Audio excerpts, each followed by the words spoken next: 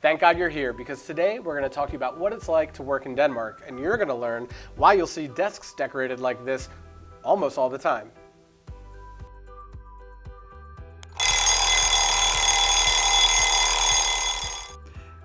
Welcome to Rope Trotting. We're Derek and Mike, an American couple living in Copenhagen since 2017. If it's your first time here, our channel is all about living abroad and traveling the world. Every Thursday, we drop our most candid advice and tips based on our experience as expats and explorers.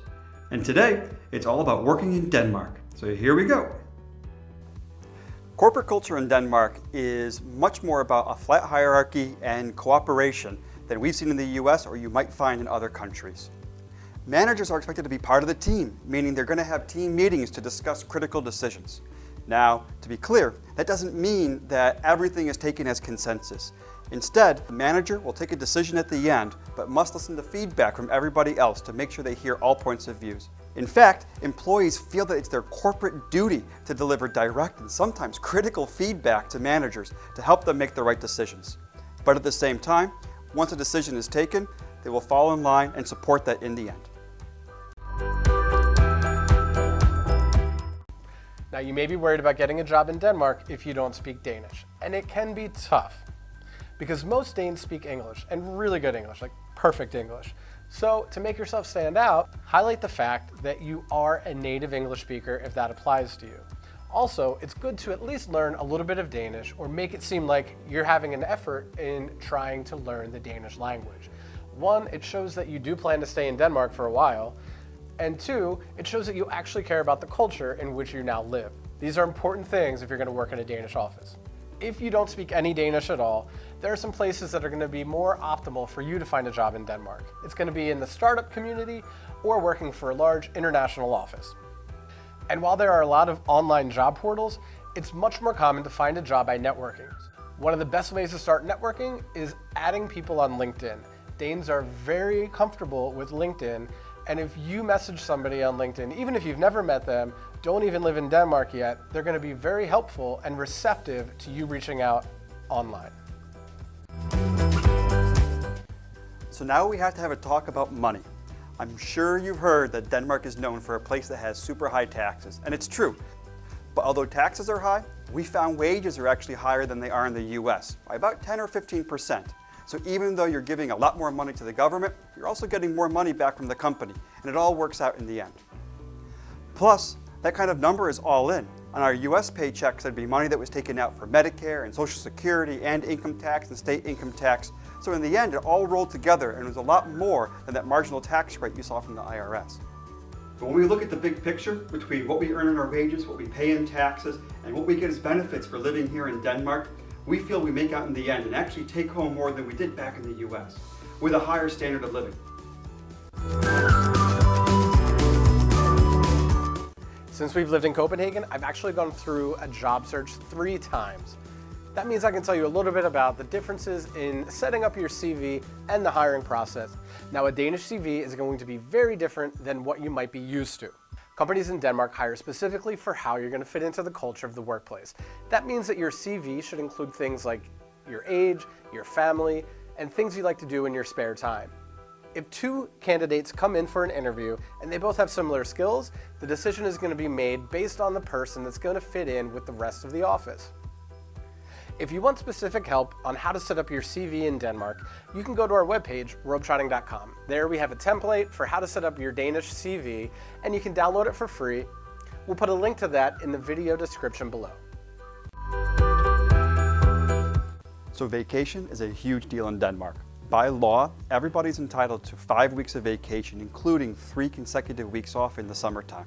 But different companies and organizations have different local rules. So, for example, I get 7 weeks vacation per year.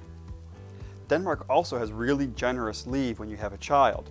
So the parents get to share an entire year of leave from work that they can combine between themselves. Unlike a lot of companies in the US, you don't have a fixed number of sick days that you get for an entire year. Here, if you're sick, you stay home, and it's a paid day off. And in Denmark, the work culture is that when you're on vacation, you're on vacation. That means you're not responding to emails, you're not calling in for meetings, that when you're on vacation, people respect that and understand even at a senior and executive level, everyone needs time off to refresh. Food is actually a big deal in Danish work culture. So a lunch in Denmark is basically sacred. You take 30 minutes and eat all together with your colleagues or your team. You don't eat at your desk, and most large offices have a canteen, so you don't have to leave the office to pick up food. There's usually one day a week in a Danish office where fish is served, often it's Wednesdays, and there may be other themed days like a cheese day or something special on Fridays, like cake.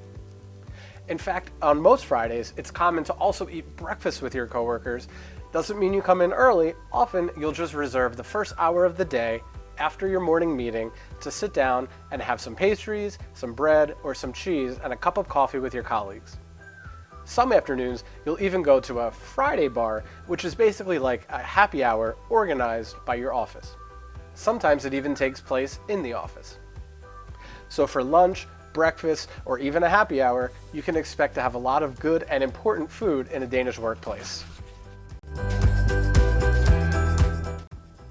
So this one's a little bit for the nerds, but one of the things we've had to get used to in Denmark is using European-style date and numbering formats. What this means is when you write 5/1, that's not the 1st of May, that's the 5th of January. And it also means that when you write 1,000, that's not 1,000, that's 1. So we actually have a funny story about this. When Derek was working in order management, he took an order that was intended to be 1,000 pieces, but because he put it in American style instead of Euro style, it ended up being an order for only 1. There are a few special occasions that you can expect to encounter in any Danish workplace. One of them is a Danish birthday. Now, on your birthday, your coworkers are definitely going to decorate your desk with the Danish flag. It's a symbol of celebration in Denmark.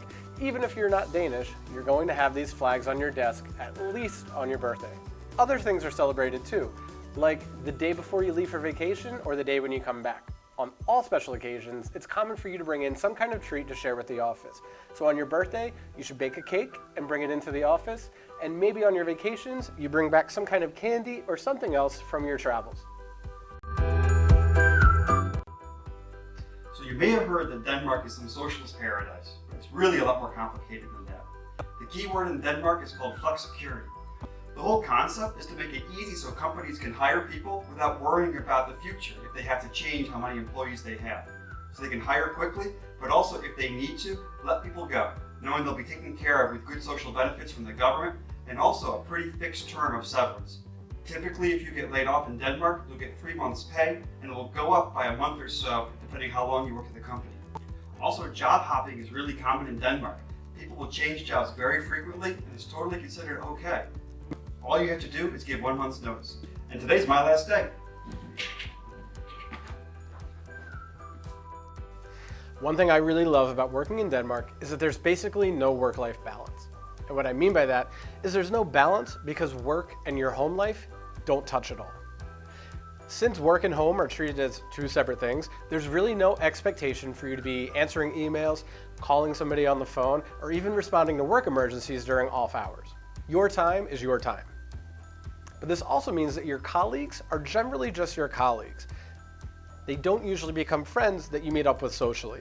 Now, we've worked in some younger office places where there is more of a social atmosphere, but in general, you shouldn't expect to make great friends with your Danish colleagues. And it's nothing personal, it's just the way that the work-life balance here in Denmark exists.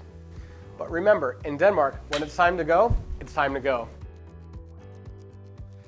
Thanks for watching. Make sure to give this video a like if you found it helpful, and don't forget to subscribe to our channel because every Thursday we have new content coming out about life in Denmark, life as an expat, travel, and all kinds of topics. Until next time, bye guys.